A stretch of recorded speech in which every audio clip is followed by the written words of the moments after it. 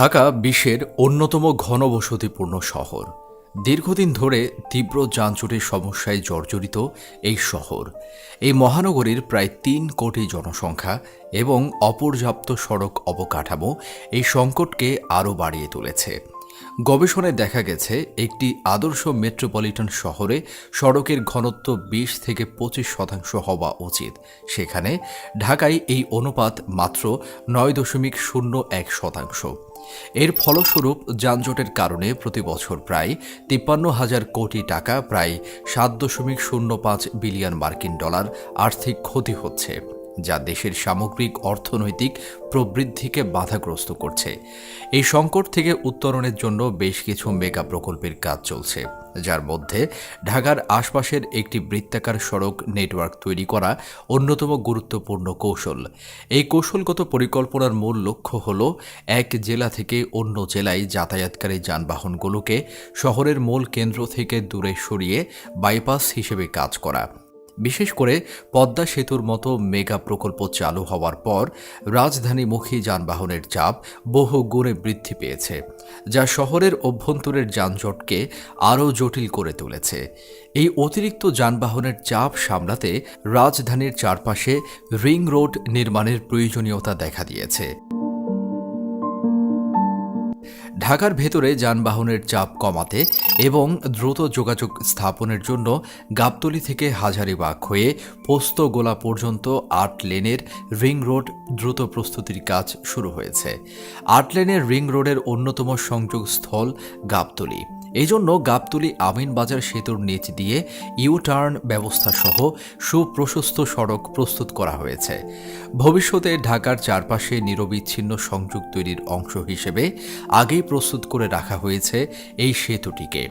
এই সেতুর নিচ দিয়ে আশুলিয়া, টঙ্গী, আবদুল্লাহপুরের দিকে সহজে যাওয়া যাবে। আবার টঙ্গী, আবদুল্লাহপুর থেকে বাবুবাজার হয়ে দক্ষিণবঙ্গের দিকে যাওয়া যাবে খুব সহজে। ইনার রিং রোড হল একটি অপেক্ষাকৃত ছোট প্রকল্প, যা সরাসরি ঢাকার মূল শহরকে ঘিরে রয়েছে এবং শহরের কেন্দ্র থেকে দ্রুত বাইপাসের সুবিধা দেবে। Dhaka inner circular ring road একটি দীর্ঘ প্রতীক্ষিত মেগা প্রকল্প, যা রাজধানীর চারপাশে একটি সম্পূর্ণ বৃত্তাকার সড়ক পথ হিসেবে কাজ করবে। ভবিষ্যতে ইনার সার্কুলার রোডটি আরও বিস্তৃত হবে।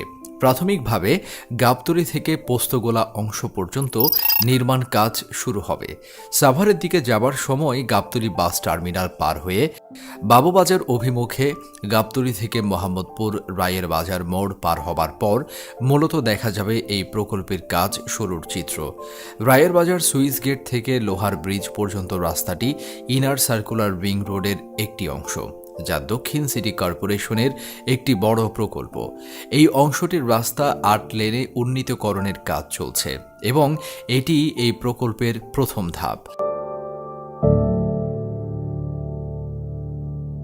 বর্তমান মূল সড়কের পাশেই বিশাল অংশে বালু ভরাট করে প্রস্তুত করা হয়েছে সড়কটি। একপাশে ড্রেনেজ ব্যবস্থাও প্রস্তুত করা হয়েছে। রাস্তার একপাশে বালু ও ইটের সড়কি বোঝাই করে রাখা হয়েছে। বেশিরভাগ অংশে বালু ভরাট করা হয়েছে। এই এলাকাটি পশ্চিম ধানমন্ডির হাজারীবাগ বেড়িবাঁধের বউবাজার এলাকা। এখানে দেখা যাচ্ছে বেশ কয়েকটি পিলার দৃশ্যমান হয়েছে।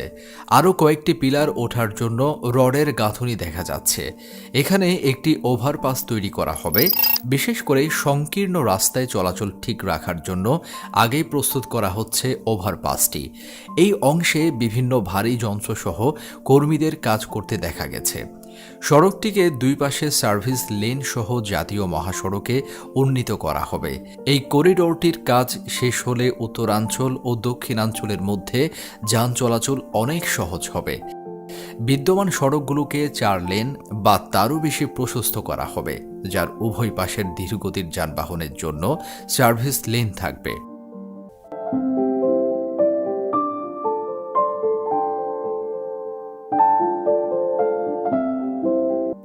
আমরা এবার চলে এসেছি কামরাঙ্গীচর এলাকার রহমত আলী রোডে। এখান থেকে বাবুবাজার খুব কাছে। এখানে রাস্তা প্রশস্তকরণ কাজ বিক্ষিপ্তভাবে চলছে। এখানে রাস্তায় বিশাল আকারে খনন করে ড্রেনেজ সিস্টেমের কাজ শুরু হয়েছে। লোহার রড দিয়ে ঢালাই কাজ চলছে ড্রেন প্রস্তুতির জন্য। কামরাঙ্গীচর এলাকার এখানে বুড়িগঙ্গা নদী থেকে একটি খাল এদিকে চলে এসেছে। খালটি প্রায় কচুরিপানায় ভরে আছে।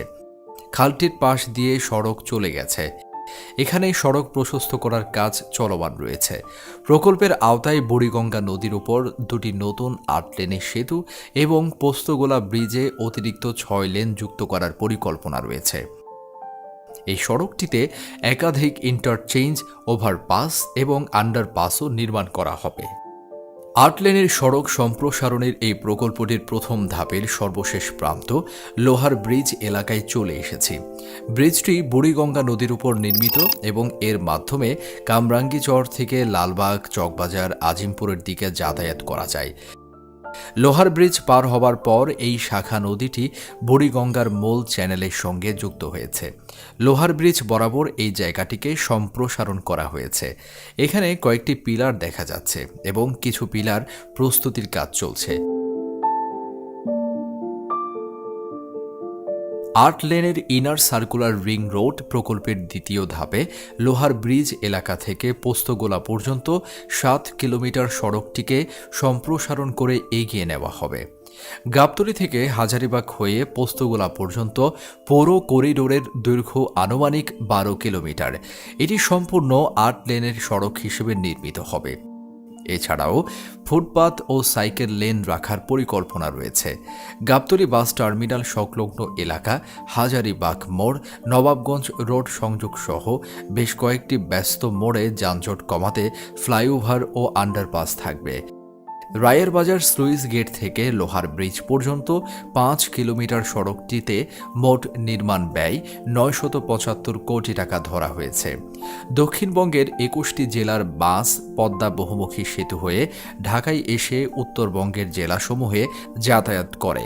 এসব বাস যেন ঢাকা শহরের ভেতরে প্রবেশ না করে ৮ সারির ইনার রিং রোড দিয়ে বের হয়ে উত্তরবঙ্গে যাতায়াত করতে পারে, সেজন্য বেড়িবাঁধের সড়ক ৮ লেনে উন্নীতকরণ কাজ চলমান রয়েছে। বর্তমানে প্রকল্পটির ভৌত অবকাঠামো অগ্রগতি ৩০%। প্রকল্পটি ২০২৬ সালের জুনে শেষ হবার কথা রয়েছে। তো বন্ধুগণ, এই ছিল আমাদের আজকের ভিডিওটি কেমন লেগেছে কমেন্ট করে জানাবেন। ইউনিক বাংলাদেশ চ্যানেলে আপনি নতুন হলে অনুরোধ রইল চ্যানেলটি সাবস্ক্রাইব করে পাশে থাকা বেল আইকনটি ক্লিক করবেন, যাতে পরবর্তী ভিডিও পেয়ে যান সবার আগে। সবাইকে অসংখ্য ধন্যবাদ ভিডিওটি দেখার জন্য।